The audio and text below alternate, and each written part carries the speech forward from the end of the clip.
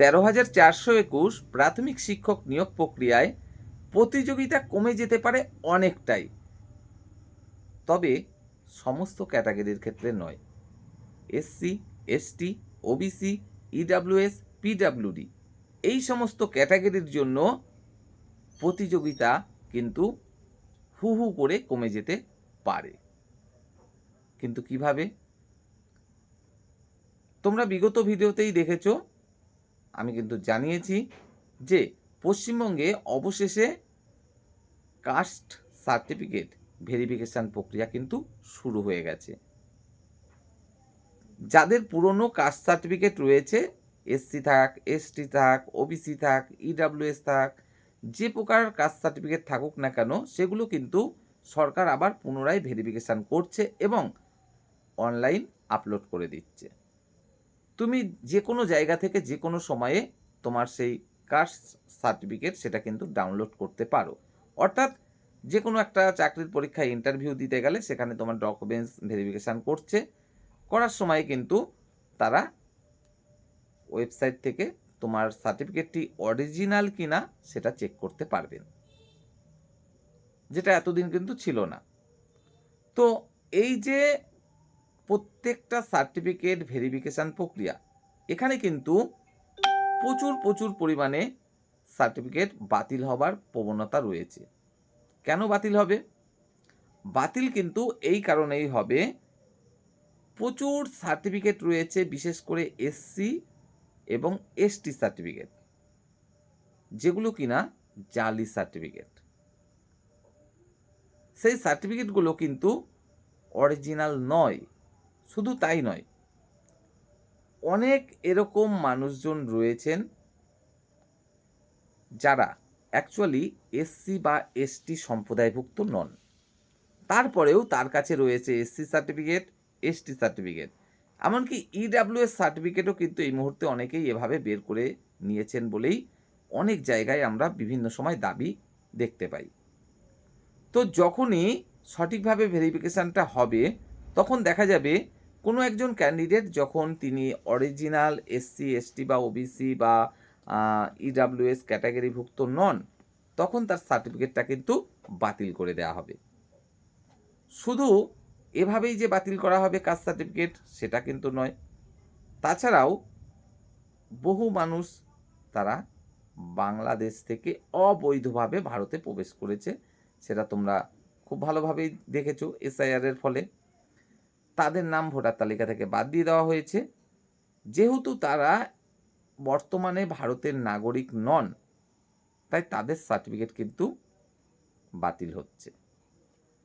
যারা সিএএতে আবেদন করেছে তাদের সার্টিফিকেটও কিন্তু বাতিল হয়ে যাবে।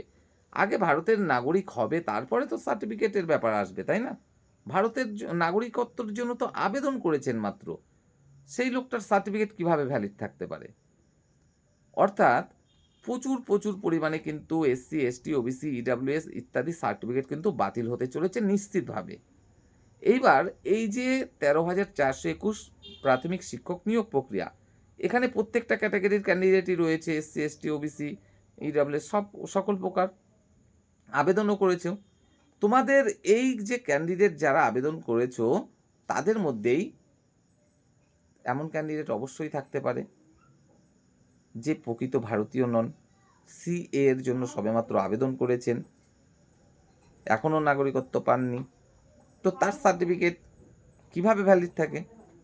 তাছাড়া এমন অনেক ক্যান্ডিডেট থাকতেই পারে, সে অ্যাকচুয়ালি জেনারেল ক্যান্ডিডেট, সুযোগ সুবিধা পাওয়ার জন্য এসসি বা এসটি সার্টিফিকেট কোনোভাবে তিনি বের করেছিলেন, সেটা দিয়েই আবেদন করেছেন। এখন যখন ভেরিফিকেশান হবে তার সার্টিফিকেটটা কিন্তু ইনভ্যালিড হয়ে যাবে। অর্থাৎ এই যে 13,421 প্রাথমিক শিক্ষক নিয়োগ, যেখানে প্রায় এখনও পর্যন্ত কয়েকদিন আগে পর্যন্ত আমরা ধরেই নিচ্ছিলাম যে 26 থেকে 28,000 মিনিমাম ভ্যালিড ক্যান্ডিডেট থাকছে, সেখান থেকেও যদি দেখা যায় কয়েক হাজার এরকম এসসি, এসটি, ওবিসি, পিডাব্লিউএস সার্টিফিকেট বাতিল হয়ে যায়, তাহলে অবশ্যই এটা কিন্তু নিশ্চিতভাবে বলা যায় যে এই যে চলতি নিয়োগ প্রক্রিয়া, যেখানে অলরেডি প্রায় 40 থেকে 50% কাছাকাছি ইন্টারভিউ প্রক্রিয়া কমপ্লিট হয়ে গেছে। 5খানা ফেজে যে ইন্টারভিউ হয়েছে কিংবা আগামীতে যে ইন্টারভিউ আরও হবে, তাদের মধ্যে যখনই দেখা যাবে এরকম বেশ কিছু সার্টিফিকেট বাতিল হয়ে যাবে কোনো একটা ক্যাটাগরির ক্ষেত্রে, নিশ্চিতভাবে সেই ক্যাটাগরিতে ক্যান্ডিডেট সংখ্যা কমে যাবে। অর্থাৎ ক্যান্ডিডেট সংখ্যা যখনই কমে যাবে তখন কিন্তু লড়াইটাও কমে যাবে, এবং লড়াই কমে যাওয়ার অর্থ এটাই যে কাট অফ মার্কস যেটা মনে করা হচ্ছিল, এমনকি এসসিদের ক্ষেত্রেও 30+ থেকে 31+এ কাট অফ চলে যেতে পারে, যেহেতু প্রচুর ক্যান্ডিডেট রয়েছে সেখানে এই কাট অফ মার্কস কিন্তু আরও অনেকটা পর্যন্ত কমে যেতে পারে। অর্থাৎ লড়াই নামমাত্র ব্যাপার হয়ে দাঁড়াতে পারে।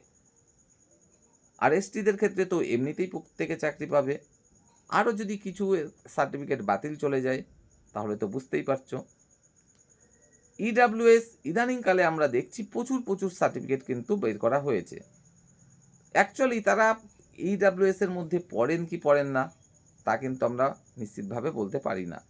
হয়তো এমনটা হতেই পারে যে শতকরা মোটামুটি 10% বা 20% বা 30% বা 50% ক্যান্ডিডেট এখান থেকে বাতিল চলে যেতেও পারে, যে প্রকৃতভাবে তারা ইডাব্লিউএসের মধ্যে পড়ছেন না, তারপরেও ইডাব্লিউএস সার্টিফিকেট বের করে ফেলেছেন যেন তেনভাবে, কিংবা ওবিসির মধ্যে তারা পড়ছেন না অথচ ওবিসি সার্টিফিকেট বের করেছেন।